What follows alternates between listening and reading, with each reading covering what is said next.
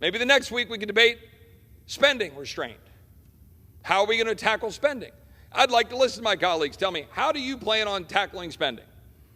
Because right now, my basic understanding of how my colleagues on the other side of the aisle would tackle spending is tax people or keep spending money or both. My view on this side of the aisle is we don't want to tax people, but we want to keep spending money in the name of defense. Anybody want to come challenge me on that assertion? Happy to debate them. Either side of the aisle, come on down, let's debate it. I don't think anybody will take that debate on because they know I'm right. Why don't we change that? Where are my colleagues on the other side of the aisle when it comes to spending? I'd like to know. I think the American people deserve to know. Do you believe in modern monetary theory? Just keep spending money and it doesn't matter? I don't. I think that's foolish. I think it's reckless. I think it undermines our dollar. I think it undermines our financial stability. More importantly, I think it makes it impossible for us to make good decisions about how to make policy and execute policy. How can you make a tough decision about whether or not you need to buy a bomber or whether or not you need to fund a particular grant program or fund a particular entitlement that is way oversubscribed and out of money? How can you make a decision about that if the answer is just keep printing money? I mean, that's my question. And I just would suggest there's no more important question for us to answer. Because if we don't, then we're never going to come to agreement on the policies. Ever. If I go home and I talk to my wife and I say, look, we're going to cap our spending at our 2022 levels of spending, then we've got to make choices. We got to decide, well, are we going to just not make our mortgage payment? No, we got to do that. Are we going to not feed our kids? Well, no, we got to feed our kids. Are we going to have electricity and heat? Well, we'd like to have that. Then comes the discretionary questions. Do you take a vacation? Do you get a new car rather than patching together your 15-year-old car?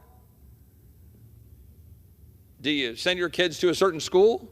Do you save a certain amount of money for college? Maybe you forego college because you look at college and go, why am I going to spend $300,000 to send them to a college that are going to teach my kids that America's evil? I'll save that for another rant. But that's my point. We have to do that as families. But this body never does it. Ever. We pretend to do it. We pretend to do it. The point of the agreement reached last week was to open this body up, empower rank and file, but also importantly, establish some parameters for how we fund the federal government. And those parameters should be that we set limits. And if you set limits, now you have to sit down and figure it out. But here's the problem. I don't believe that Chuck Schumer and Senate Democrats want to sit down at the table and figure out how to limit spending. I don't believe that the President of the United States or his current Director of the Office of Management and Budget or any of his team wants to sit down at the table with us and figure out how to limit spending. But I've not even heard him come down and say, well, fine, you're right, Chip. We're spending more money than we have, and we're racking up more debt, so we believe we need to increase taxes. Okay, well, come make your offer. We'll raise taxes. Okay, show me how raising those taxes is going to eliminate the deficit. He whispers, it's not. Show me how raising those taxes is not going to undermine economic growth, make it more difficult for American people to get jobs, undermine the prosperity of the American people. Show me that, come demonstrate that. Whispers, that's not really that easy to do. But our job is to responsibly represent the American people. It's not to govern. We often use that word. That's crazy. We don't govern. We represent. And our job is to represent our constituents, and I don't know any constituents, frankly, even my most left-leaning constituents, to be honest, I don't know any constituents who are saying, oh yeah, please go up there and spend more money we don't have. I would just suggest that according to the CBO, we're going to see another $15.7 trillion in deficits over the next 10 years. That's the truth. The truth is that in fiscal year 2022, we collected a record $4.9 trillion in taxes, nearly $1 trillion more than the previous year. We don't have a revenue problem. We have a spending problem. We have an overpromise problem. Had a reporter come up to me in the hallway a minute ago and said, Mr. Roy, is there any circumstances in which you're going to support providing more aid to Ukraine? How on earth are we having that conversation on January 11th after on December 23rd we just added another $45 billion for Ukraine? And the reporter responded and said, well, but they say that it's really important to get more money to beat Russia. Oh, really? Well, what do our experts say? And what is our responsibility to pay for that? Or do we just write a check anytime a world leader comes and says, but it's really important for my people that you write me a check? I know. I want someone to write me a check. Minus all the ethics stuff, don't go write all that. Look, the truth is, my colleague from Arizona, my friend from Arizona, Mr. Schweikert, is 100% correct that mandatory spending, Social Security, Medicare, all of the related expenditures that go along with that are driving the vast majority of the debt that we're accumulating every year. That is correct.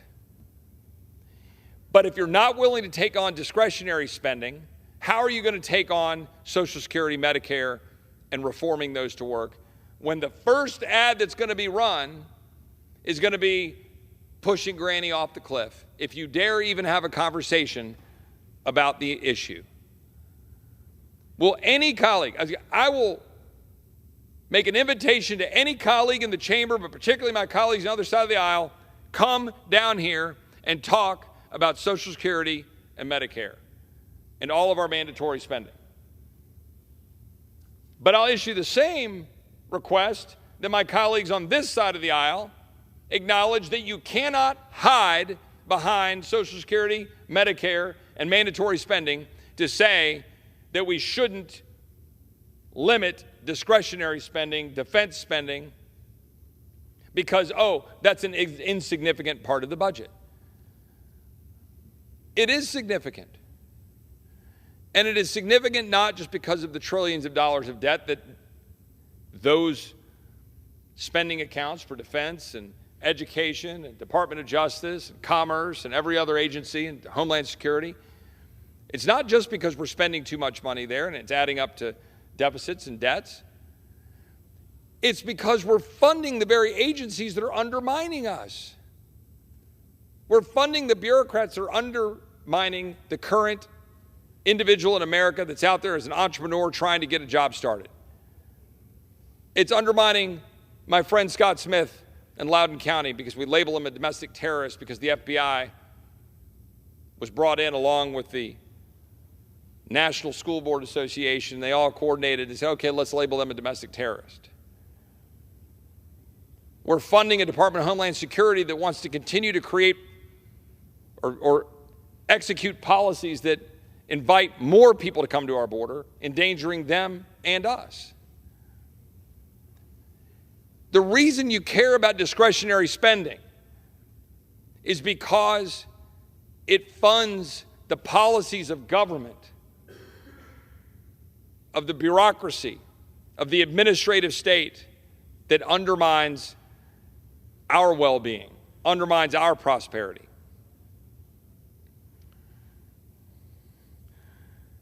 We have the opportunity now, right now, as Republicans, to lead the House of Representatives forward to change.